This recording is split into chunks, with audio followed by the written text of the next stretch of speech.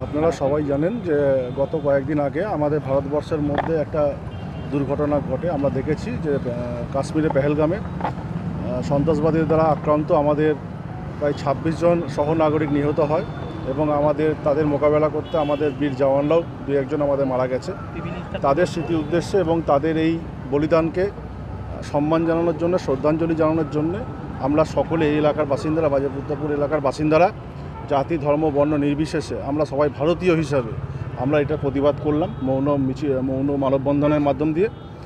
যে বর্তমান পরিস্থিতিতে বিভাজনের একটা রাজনীতি করার চেষ্টা চলছে, যে রাজ্য জুড়ে বা দেশ জুড়ে একটা শক্তি চাইছে যে আমরা ভারতবর্ষ বিভিন্ন ধর্মের ভিত্তিতে আমরা ভাগ হয়ে যাই।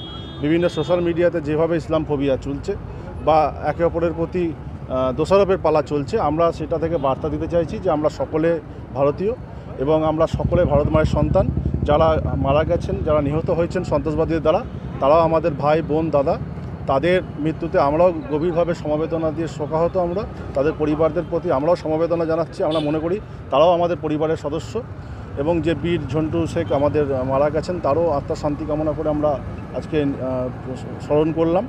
একটাই বার্তা দিতে চাইছি, দেখুন আমাদের দেশের যে মাটি, সেই মাটিতে সব ধর্মের বর্ণের মানুষের বসবাস। এটা আমাদের আদি অনন্তকাল থেকে এবং পরবর্তীকালে আমরা ইংরেজ আমলে দেখেছি যে প্রত্যেকেই আমরা দেশ স্বাধীনের জন্য প্রত্যেকেই আমাদের রক্ত দিয়েছি। তো সেই দেশ আমাদের সকলে আগলে রাখা উচিত।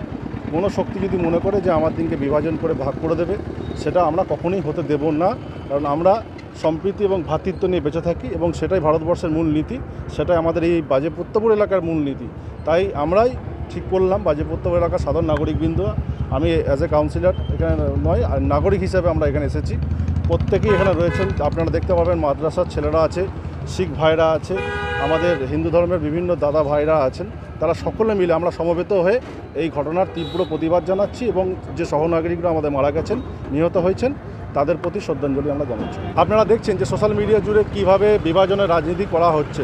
সুপরিকল্পনা করে এই ঘটনা হচ্ছে যাতে ভারতবর্ষ একটা আবার সেই ইংরেজ আমলে যেমন দ্বিজাতি তত্ত্ব উঠেছিল, হিন্দু মুসলমান যেভাবে ইংরেজরা ডিভাইড অ্যান্ড রুল চেষ্টা করেছিল, একটা শক্তি চাইছে যে বর্তমান ভারতবর্ষকে আবার সেই দ্বিজাতি তত্ত্ব বা ডিভাইড অ্যান্ড রুলে ভাগ করে দেবো। আমরা সেটা হতে দেব না। আমরা দেশের নাগরিক, সুষ্ঠু সমাজের নাগরিক। আমরা চাই সকলে আমরা একসঙ্গে মিলেমিশে থাকবো। আমরা যেমন চাই যে মাঠে দুর্গাপুজো হয় সেই মাঠে যেমন ঈদের নামাজ হবে বা সেই মাঠে গুরু নানক জয়ন্তী হবে।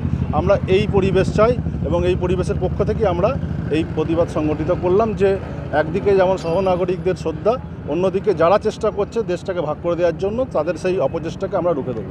আমার নাম নুরুল আলম, আমি এই ওয়ার্ডের কাউন্সিলর, ৪ নম্বর ওয়ার্ড বর্ধমান পৌরসভা।